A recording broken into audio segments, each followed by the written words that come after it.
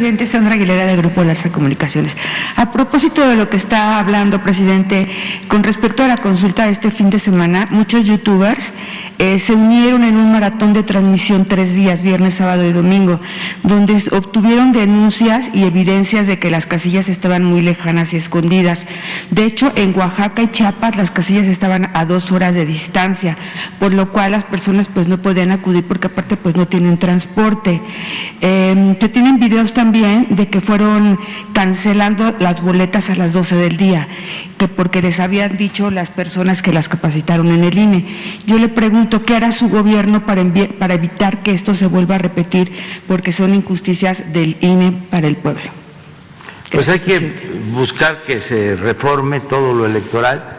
En su momento vamos a presentar una iniciativa de reforma en lo electoral, porque sí tenemos que ir fortaleciendo cada vez más el método democrático, la democracia como forma de gobierno y como forma de vida. Es fundamental y es el momento, es el tiempo. Y ya se ha avanzado, ya no es lo mismo de antes. Antes el presidente era el que decidía quién iba a ser candidato, quién no. Yo padecí eso. El presidente Fox dijo que por ningún motivo iba yo a llegar. Además, él mismo lo ha dicho. Le preguntaron, oiga, ¿y usted cargó los dados? Sí, porque no quería yo que llegara López Obrador. Él mismo lo ha declarado. Llegó una vez a verlo, siendo presidente, un dirigente, y llevaba una grabadora y empezaron a hablar Fox y este dirigente. Entonces existe la grabación donde le dice que yo por ningún motivo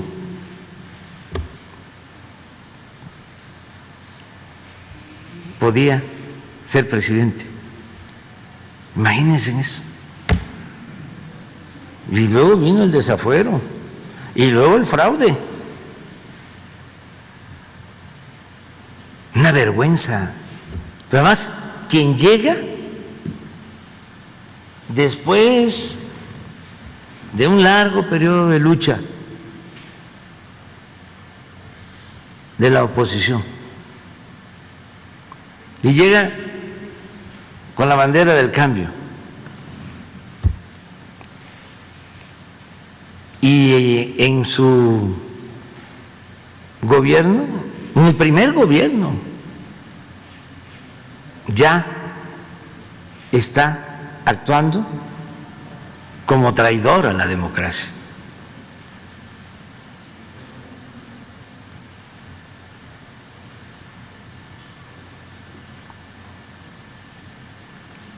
Entonces, tenemos que seguir adelante,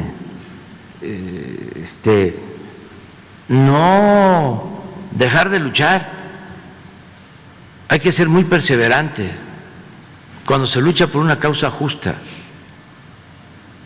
Por eso, cuando me preguntaron los periodistas de la prensa oficiosa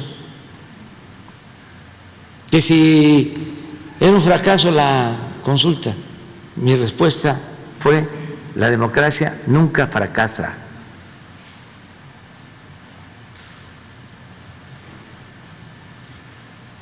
Y así hay que verlo y seguir adelante hasta establecer una auténtica democracia, dejar consolidado el hábito democrático.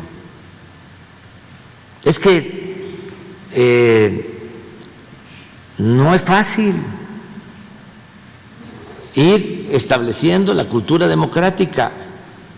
En nuestro país, desgraciadamente, no tenemos tradición democrática, son siglos de imposiciones.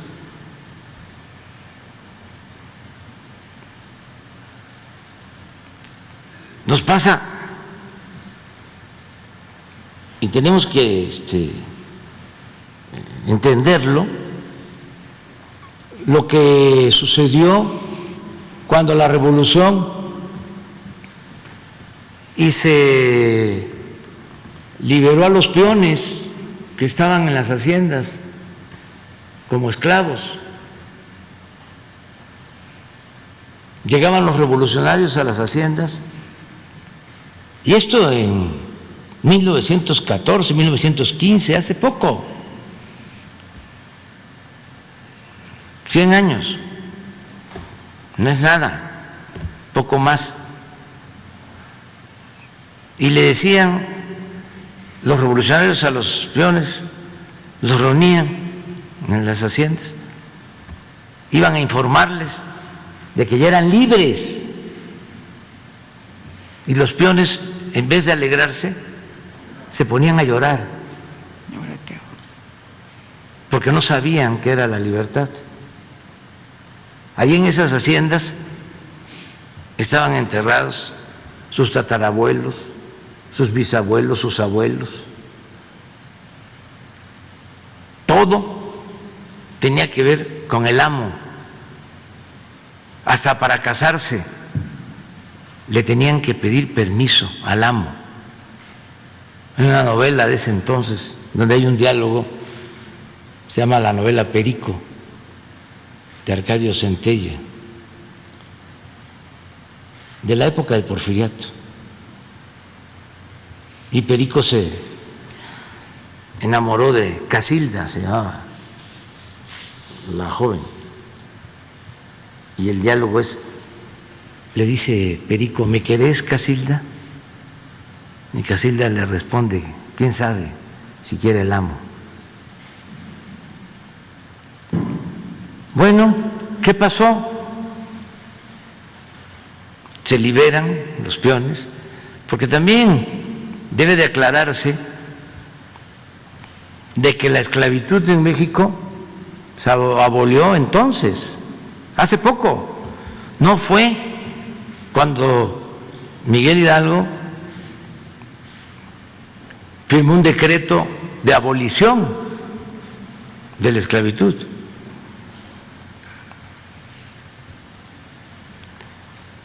Esa fue una proclama, un deseo que mostraba los sentimientos de justicia, de igualdad de Hidalgo y de Morelos.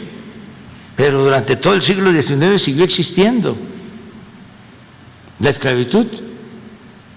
Los peones no tenían derecho a votar. Poco a poco fueron adquiriendo sus derechos. Hasta en la Constitución de 1857 se les dio el derecho de participar. Pero de todas maneras, en los hechos, en la práctica, no eran considerados ciudadanos. Entonces, con la revolución se logra la abolición de la esclavitud. Se expiden en la época del presidente Carranza las leyes para liberar a los peones acasillados en todos los estados del país. Entonces, luego de eso, empezó un proceso para que la gente comenzara, los que habían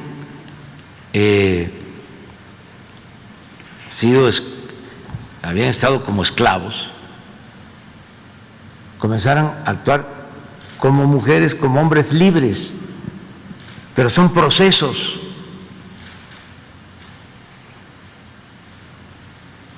Por eso también durante el tiempo de los gobiernos posrevolucionarios, hablábamos ayer, nadie votaba.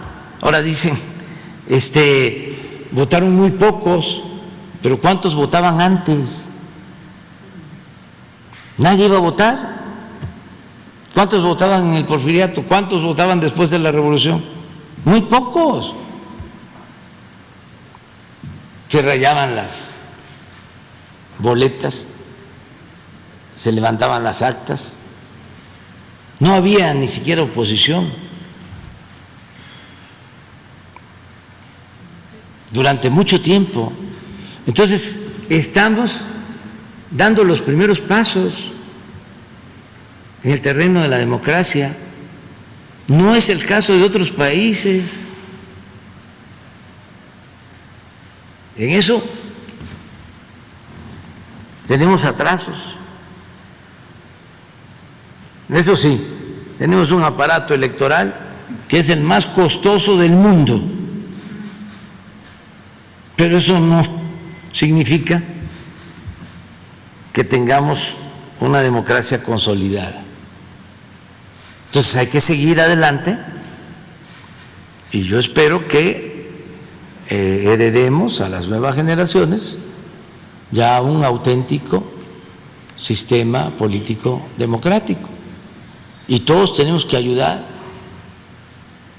todos tenemos que apoyar.